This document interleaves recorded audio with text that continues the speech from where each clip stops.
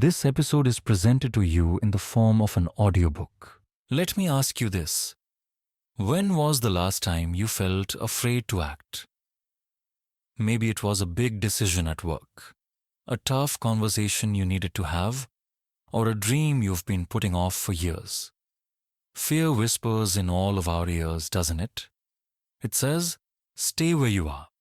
It says, don't risk it. But what if I told you that fear is not your enemy? In fact, it's your guide. Welcome to Courage is Calling by Ryan Holiday, a book that explores the timeless principles of bravery, boldness, and living fearlessly. Through stories of historical figures, wisdom from ancient philosophy, and actionable advice, Holiday shows us that courage is not something extraordinary. It's a choice we make every single day. And today, we're going to dive deep into this transformative message. This script is divided into three main themes. 1. Answering the call, understanding courage. 2. Building the courage habit. 3. Greatness requires boldness. By the end of this journey, you will not only understand the principles of courage, but also have the tools to act on them in your own life. So let's begin, shall we? Section 1. Answering the call, understanding courage, fear's role in your life. Let's start with an uncomfortable truth. Fear is everywhere. It's in the decisions we delay, the opportunities we avoid, and the risks we refuse to take. But Ryan Holiday challenges us to see fear differently. He says fear is not a wall to avoid, but a doorway to walk through. Consider the story of Florence Nightingale. She came from a wealthy family and could have lived a comfortable, conventional life. But her heart called her to something greater, reforming healthcare. Fear surely whispered, "What if you fail? What if people mock you?" But she answered the call. Her courage not only changed the medical field, but saved countless lives. Reframing fear. So, how do we follow her example? Holiday reminds us of a crucial Stoic principle. We suffer more in imagination than in reality. Most fears are exaggerated or even imaginary. Think of a time when you were dreading a presentation or a difficult conversation. The anticipation was likely far worse than the actual event, wasn't it? Fear is often a sign that we're approaching something meaningful. It's like the guard at the gate of growth. Instead of running away, we should lean in. When Florence Nightingale felt the weight of societal expectations, she used that pressure as motivation, channeling it into action rather than retreating. Courage is also contagious. When you see someone else act bravely, doesn't it inspire you? Whether it's a leader taking a stand or a friend pursuing a bold dream, their courage lights a spark in us. Imagine how your own acts of bravery could ripple outward, encouraging others to face their fears too. To overcome fear, we must reframe it. Instead of asking, "What if I fail?" ask, "What if I succeed?"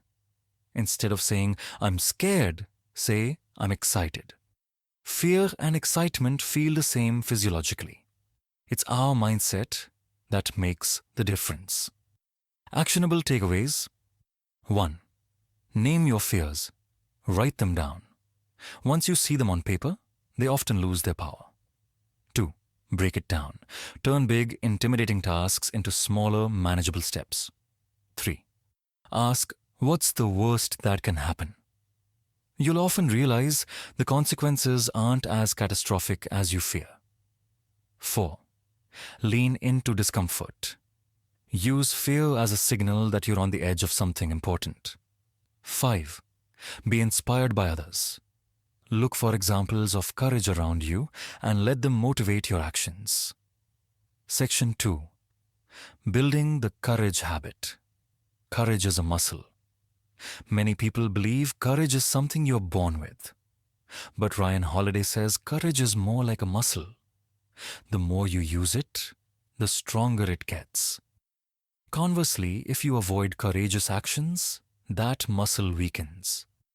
Think of Eleanor Roosevelt. She famously said, "Do one thing every day that scares you." By consistently stepping outside her comfort zone, she became one of the most influential figures in history. She didn't wait to feel brave. She acted her way into bravery. The science of habit formation. Holiday's ideas align with modern psychology. Researchers like James Clear, author of Atomic Habits, explain that habits are built through repetition. Courage works the same way. Each time you act boldly, you're rewiring your brain to make courage a default response. Imagine you're learning to swim. At first, every step feels terrifying. But with practice, you build confidence. Eventually, swimming becomes second nature. That's the process of cultivating courage. Another example comes from the world of sports. Athletes don't wait for game day to perform under pressure. They train themselves to handle stress and make split-second decisions by repeatedly practicing under simulated conditions. You can do the same by seeking small challenges in your daily life that push your boundaries. Courage also thrives on preparation. Think about an actor rehearsing for a big performance. The more prepared they are, the less room fear has to grow. Preparation turns anxiety into anticipation, making it easier to step into the spotlight. Actionable takeaways. 1. Start small. Begin with low-stakes acts of bravery. Speak up in a meeting. Try something new. 2. Track your wins. Keep a journal of courageous actions. Reflecting on past victories builds momentum. 3. Use accountability. Share your goals with someone who will encourage you to act boldly. 4. Repeat and reinforce. Consistency is key. The more you practice courage, the more natural it becomes. 5. Prepare for success. The better equipped you are, the more confident you'll feel stepping into challenges. Section 3.